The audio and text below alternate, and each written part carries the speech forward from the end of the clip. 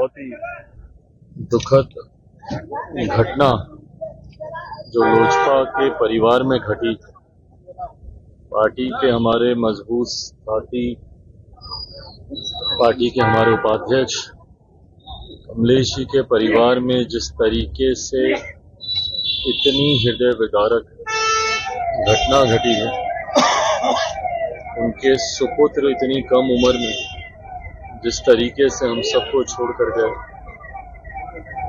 मैं मानता हूं शायद कोई शब्द उनके इस दुख को कम नहीं कर सकते। और ऐसे में से परिवार वालों के साथ खड़े होकर सिर्फ एक हिम्मत बांधने के प्रयास के साथ आज यहाँ आया हूँ। प्रार्थना करता हूँ कि वो जहाँ कहीं भी हों, भगवान उनकी आत्मा को शांति दे और परिवार को इतने बड़े दुखों के पहाड़ झेलने की हिम्मत और शक्ति दे। सर, झारखंड में कितनी सीटों पर आप? ये औपचारिक इसकी घोषणा हो गई। झारखंड में एक सीट, चतरा की एक सीट पर लोक जनशक्ति पार्टी रामविलास एनडीए गठबंधन के तहत चुनाव लड़ने का फैसला हुआ है और 24 तारीख को लोक जनशक्ति पार्टी रामविलास एनडीए के हमारे प्रत्याशी सनातन पासवान जी, वो भी अपना नामांकन 24 तारीख को वो भरेंगे। और उम्मीद ही नहीं, पूरा विश्वास है कि चतरा की इस सीट की जीत के साथ लोक जनशक्ति पार्टी रामविलास की शुरुआत झारखंड में भी होगी। इसके पूर्व भी हम लोगों ने चुनाव लड़ा था, पर मैं मानता हूं कि इस बार जिस मजबूत परिस्थिति में हमारा गठबंधन और पार्टी है, तो इस बार चतरा की ये सीट हम लोगों के खाते में यकीनन आएगी, ये विश्वास है। सर, सीमांचल में गिरिराज सिंह एनआरसी चाहते हैं और मांझी जी ने भी सपोर्ट किया, आपका क्या स्टैंड है? देखिए, जिस तरीके से आदरणीय गिरिराज जी एक यात्रा पर निकले, ये उनके व्यक्तिगत सोच से जुड़ी हुई ये यात्रा है, ना पार्टी की ये यात्रा है, ना ये औपचारिक किसी तरीके की ये कोई यात्रा है। ऐसे में मैं मानता हूं कि वो अपनी सोच को धरातल पर उतार रहे, हर विषय पर हम लोग जवाब दें, ये जरूरी नहीं है।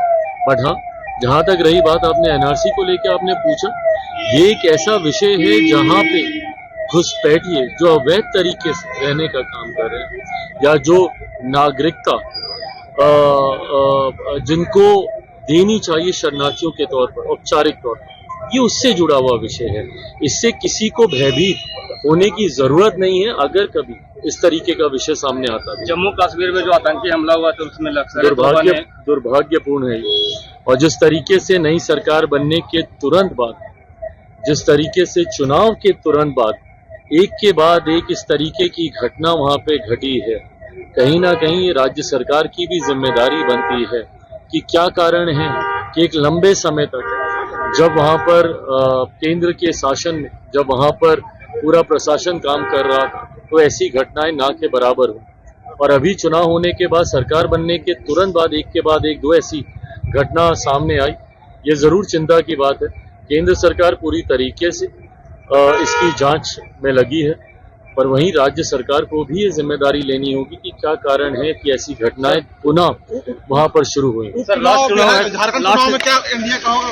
सर, लास्ट चुनाव और बिहार में उपचुनाव है, झारखंड में चुनाव जो है एनडीए का क्या? देखिए, ये बात तो तय है कि झारखंड में एनडीए की सरकार बनने जा रही है और बिहार में भी 4 सीटों पे उपचुनाव होने वाले हैं, उसमें भी एनडीए के प्रत्याशियों की जीत सुनिश्चित है। जिस तरीके से आज की तारीख में प्रधानमंत्री जी के नेतृत्व में हरियाणा जैसा राज्य देख लीजिए, जहां पे लोग एक तरफा मान रहे थे कि विपक्ष की सरकार बनेगी, वहां पर जिस प्रचंड बहुमत के साथ भाजपा ने सरकार बनाई, ये प्रधानमंत्री जी के प्रति लोगों के विश्वास को दर्शाता है।